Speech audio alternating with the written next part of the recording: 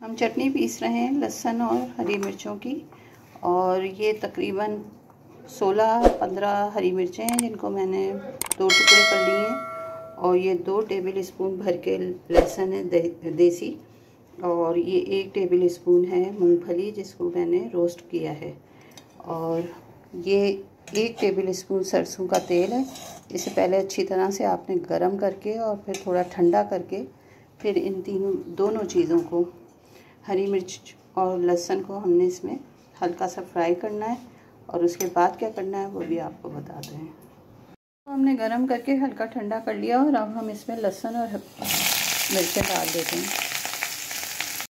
आँच को बिल्कुल हल्की रखिएगा और इसको 1 से 2 मिनट हमने फ्राई करना है, बहुत ज़्यादा नहीं करना है। और बस इसको फिर निकाल के जब ये थोड़ा ठंडा हो जाएगा तो हमने इसको सिल पे पीसना है।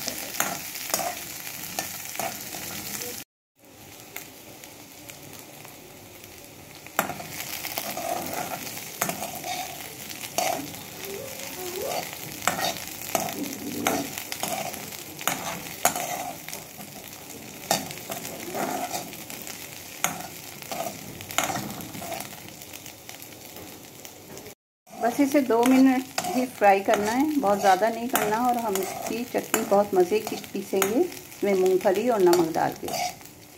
तो बस अभी मैं इसको उतार पीसती हूँ और फिर करती हूँ इसको हल्का सा ठंडा। ये इसको मैंने चॉपिंग बोर्ड पे रखा है, सिल पे तो नहीं पीस रही। आपके पास सिल है तो ज़रूर पीसिएगा। और ये थोड़ा सा ठंडा हो रहा है बस। और अब इसमें हमने ये मूँगफली डाल देनी है और इसमें डालना है नमक हस्बे जायका जितना आपको पसंद हो।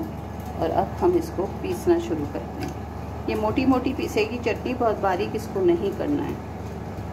बस इस तरह से थोड़ी सी ताकत लगेगी और इसको आपने पीस लेना है। ये मोटा मोटा होगा, बहुत बारीक नहीं होगा। हमने पानी वगैरह इसमें डालना नहीं है। चलें ये पिस जाती है तो फिर मैं आपको दिखाती हूँ अभी।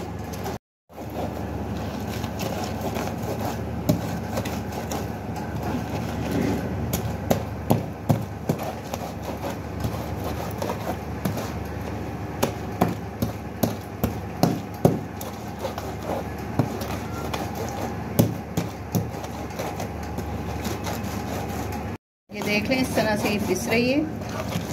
अभी थोड़ा सा और पिसेगी और बहुत ही प्यारी खुशबू आ रही है। चलें ये बस अब पिस जाती है तो मैं अभी आपको डिश आउट करके दिखाती हूँ।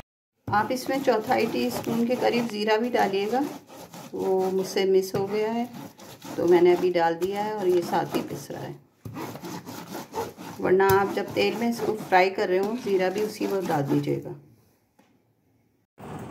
ये बहुत ही मज़ेदार सी चटनी हो गई तैयार हमारी हरी मिर्च लहसुन मूंगफली की। तो अगर आपको रेसिपी अच्छी लग रही हो तो बना के एक बार ज़रूर देखिएगा। आप इसमें राई का भगार भी लगा सकते हैं अगर आपको पसंद हो तो। मैंने तो नहीं लगाया है, लेकिन अगर आप चाहें तो लगा सकते हैं। तो ये बहुत ही मज़े की लगती है आलू की पूरियों के साथ, पकौड़ों के साथ, या वैसे ही आप इसको पराठे से भी खाएँगे तो बहुत मज़ा आएगा।